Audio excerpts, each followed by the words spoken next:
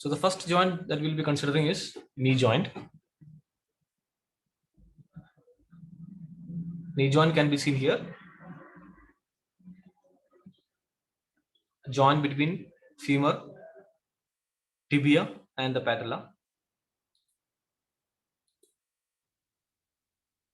It's a synovial joint of compound variety, which incorporate two condylar joints. They are between femur and tibia, and one saddle joint between femur and patella.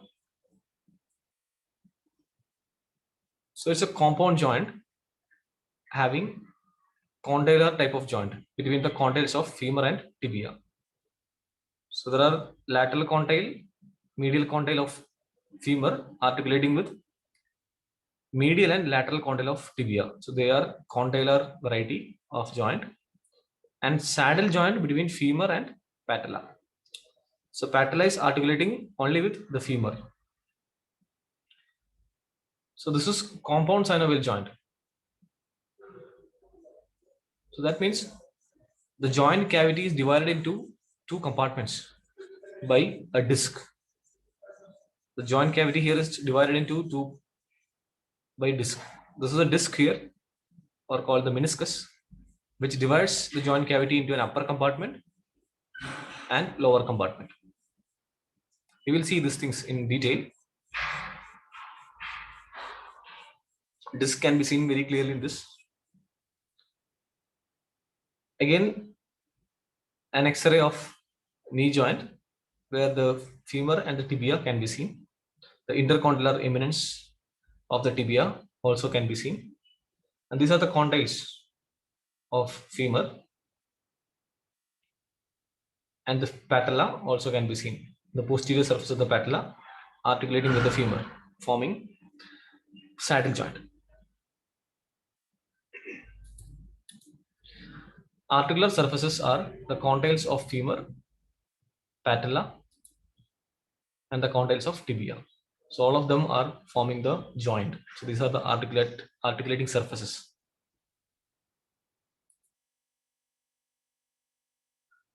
Let's see the ligaments and cartilages of the joint. First one is fibrous capsule, ligamentum patella, tibial collateral or medial ligament. So there are a number of ligaments: fibular collateral ligament or lateral ligament, oblique popliteal ligament,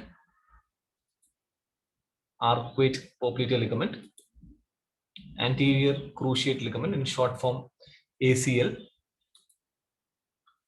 PCL or posterior cruciate ligament, medial meniscus, lateral meniscus, transverse ligament.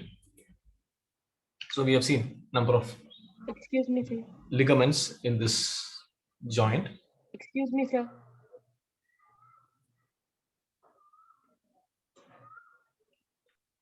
So almost there are 11 ligaments. We will consider each. Fibrous capsule. Excuse me, sir. Sir, Preeti is waiting. Yeah, okay, fine. I joined, sir. Yeah.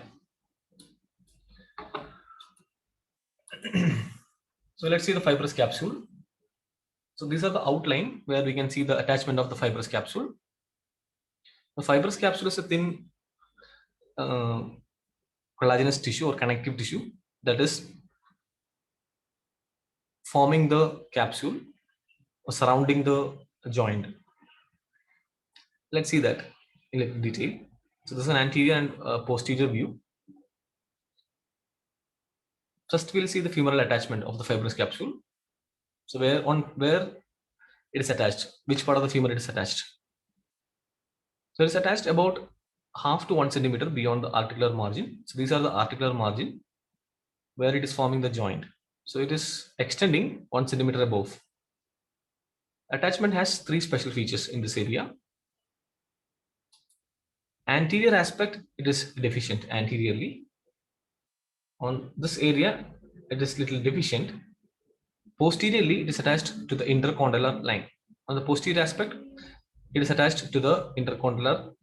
This green line, what you can see here, the green line is the attachment of articular capsule. So anterior area it is absent. Posteriorly, it is attached to the intercondylar line, which is this area, and laterally, it is attached. Laterally it encloses the origin of popliteus muscle. So lateral aspect of the capsule. This is the capsule posterior view, where the capsule is enclosing almost the origin of popliteus muscle. Popliteus muscle is originating from the lateral condyle of the femur, lateral condyle of the femur. So that area is enclosed by fibrous capsule. So the fibrous capsule attachment on the femur, it is almost 1 centimeter beyond the articular margin, and anteriorly it is deficient.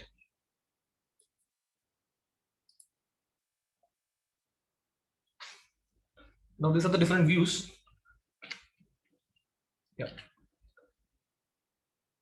Yeah, I think you can see here, this is the intercondylar line where the attachment of the capsule.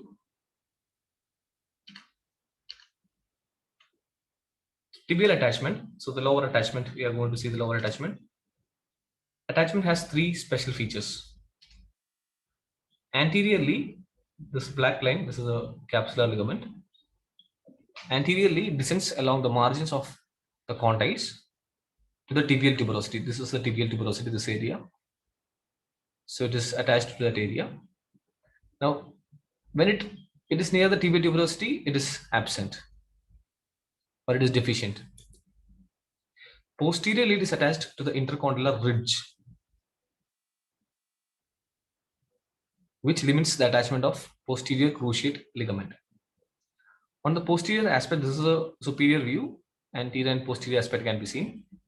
Posteriorly, the capsule attached to the intercondylar ridge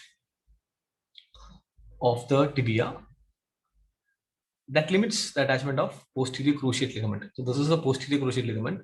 So up to where the capsular ligament or the capsule of the knee joint is attached posteriorly.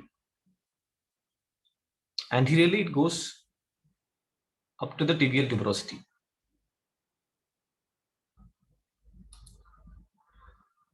So these are the area where the attachment of posterior cruciate ligament can be seen. So posteriorly, the capsule is attached almost up to here, like this. This is a ligament called posterior cruciate ligament. This ligament can be seen in the knee joint.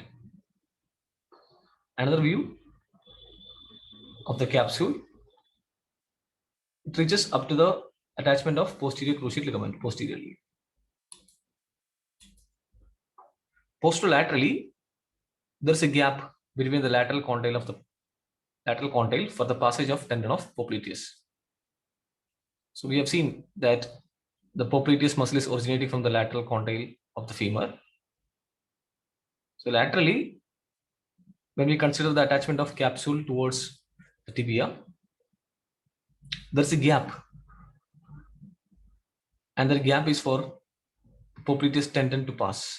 So this is the femur, and the tibia is over somewhere here in this area.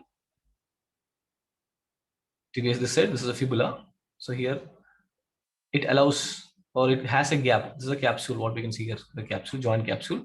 So there's a gap for the tendon of the popliteus muscle to come out.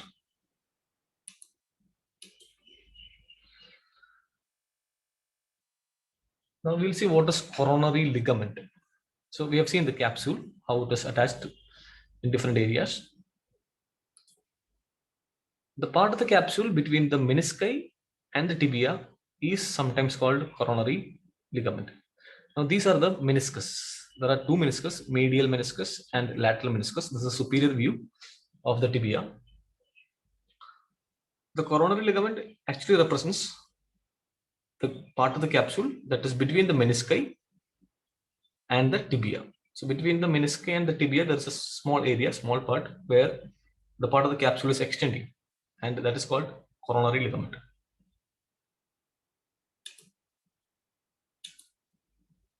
Ligamentum patella.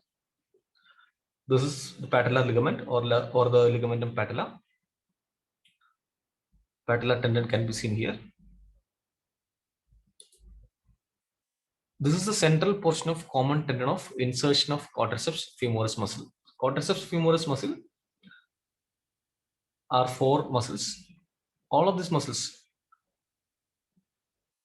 attached to the patella, from there to the tibia as patellar ligament. Ligamentum patella is about 7.5 cm long and 2.5 cm broad. And it is attached above to the margin and rough posterior surface of the apex of the patella. Superiorly, it is attached to the patella. And below, it is attached to the upper part of tibial tuberosity. Tibial tuberosity is a projection that is seen on the tibia. So lower aspect of the ligamentum patella is attached to the tibial tuberosity, upper part. Tibial tuberosity has 2 parts, upper part and lower part. Upper part is rough, lower part is smooth.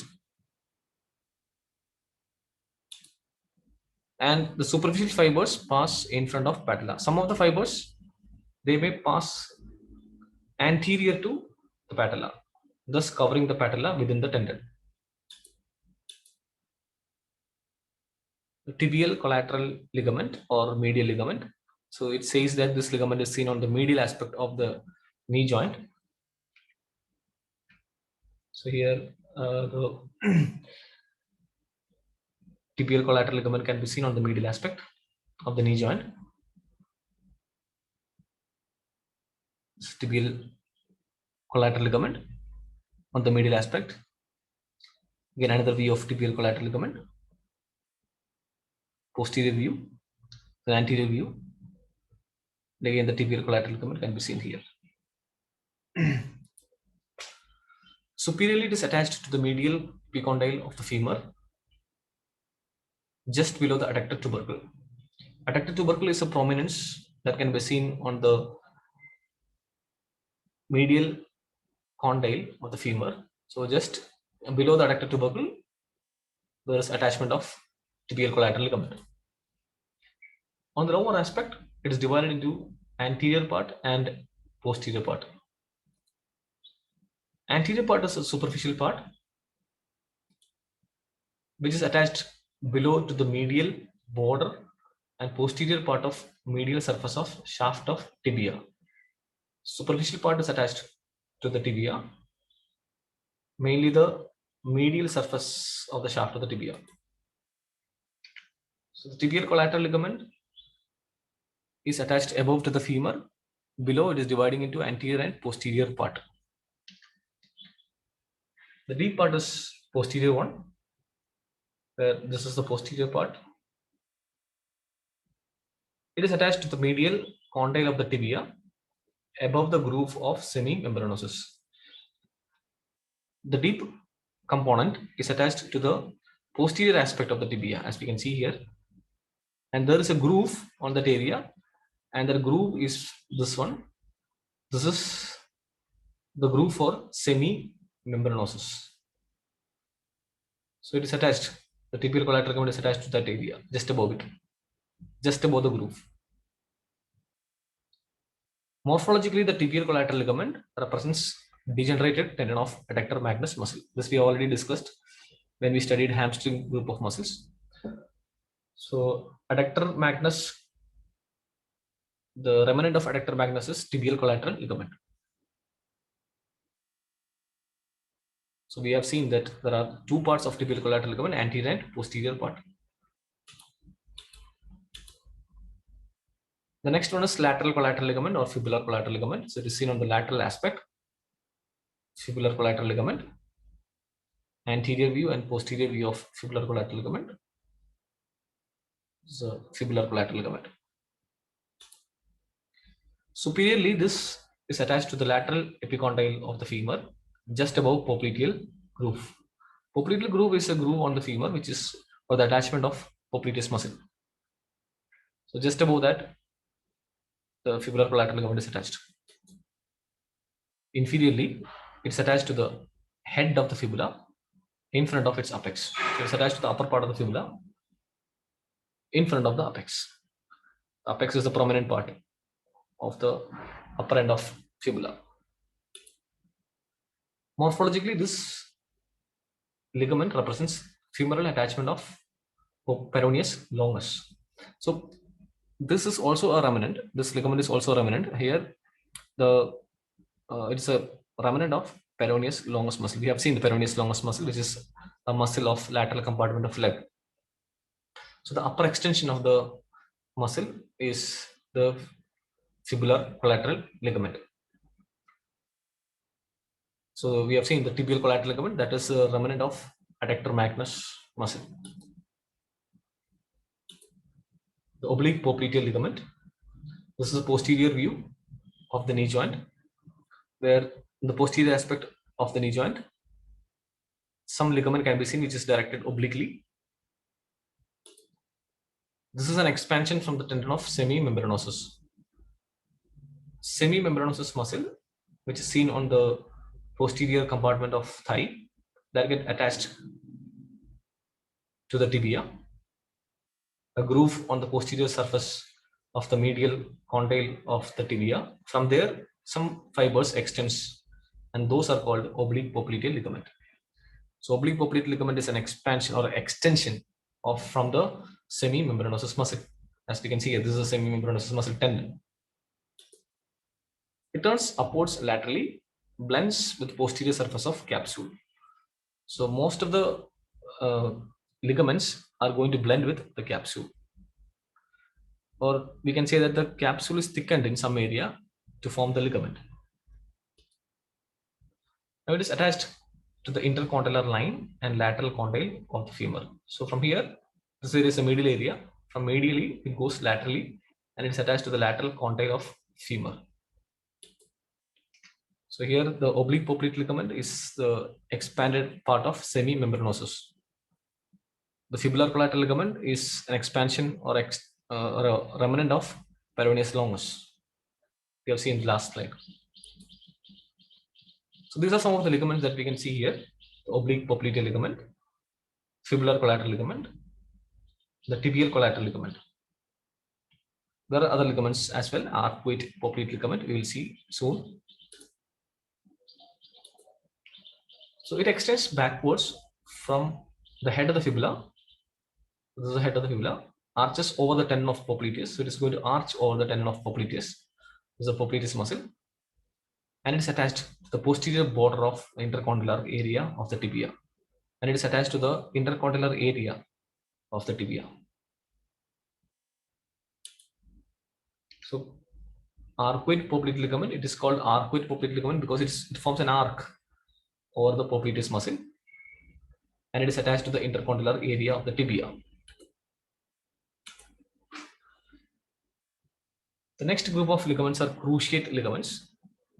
It's called cruciate ligament because it forms a cross-shaped structure. So it is cruciate ligament. As we can see here, it forms a cross-shaped structure here. So cruciate ligaments, there are two cruciate ligaments, anterior and posterior cruciate ligament. We will consider in detail these ligaments. So this is an intercondylar area of the tibia, superior view, where we can see attachment of the cruciate ligaments. These are the tibial attachment of cruciate ligament. Posterior and anterior cruciate ligament can be seen. Now these are the femoral attachment of cruciate ligament. So cruciate ligament above attached to the femur, below attached to the tibia. An anterior view and posterior view. Let's consider these ligaments. So anterior cruciate ligament, why it is called anterior? Because it is attached to the anterior aspect of the tibia. So it is anterior cruciate ligament. Posterior cruciate ligament is attached to the posterior aspect of the intercondylar area of the tibia. Let's consider in detail anterior cruciate ligament. So we are going to start from the intercondylar area of the tibia, from the lower aspect. So it begins in the anterior part of the intercondylar area of the tibia. It runs upwards, running upwards, backwards and laterally. So it's running upwards, backwards, and laterally, and it is attached to the posterior part of medial surface of lateral condyle of lateral condyle of femur. It is attached to the lateral condyle, medial surface of lateral condyle. So let's consider the anterior cruciate ligament here in this area. Attachment of anterior cruciate ligament is on the lower aspect is to the anterior part of intercondylar area of the tibia. Then it runs upwards, backwards, and laterally. Laterally, because this is lateral, right? So laterally, and it is attached to the posterior part of medial surface of lateral condyle. So this is the lateral condyle of the femur, and this is the medial surface, and this is the posterior most part of it. So where it is attached. Now this ligament is tight during extension of the knee. So when the knee is extended, this ligament becomes tight.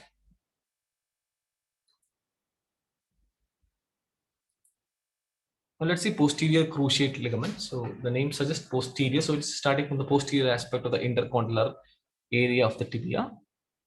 So it's starting from there, runs upwards. So this is coming from the posterior aspect, PCL. This is running upwards, forwards, and medially. So it's having opposite direction of the ACL. ACL is here. Then it is attached to the anterior part of lateral surface of medial condyle of femur. So this is the medial condyle, lateral surface, anterior part. Let's consider here in this area. Posterior cruciate ligament can be seen starting from the posterior aspect, running the posterior view, lateral medial, running upwards, forwards, and medially, and is attached to the anterior part of medial condyle. Medial condyle is here, and this is the lateral surface of the medial condyle. More specifically, the anterior part of lateral surface of medial condyle.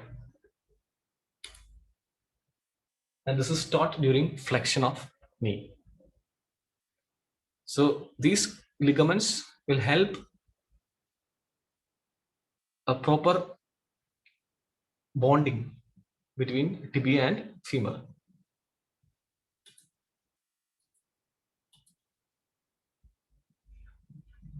So, or you can say this prevents these ligaments prevents the normal movement of tibia and femur, but prevents an abnormal movement of tibia and femur.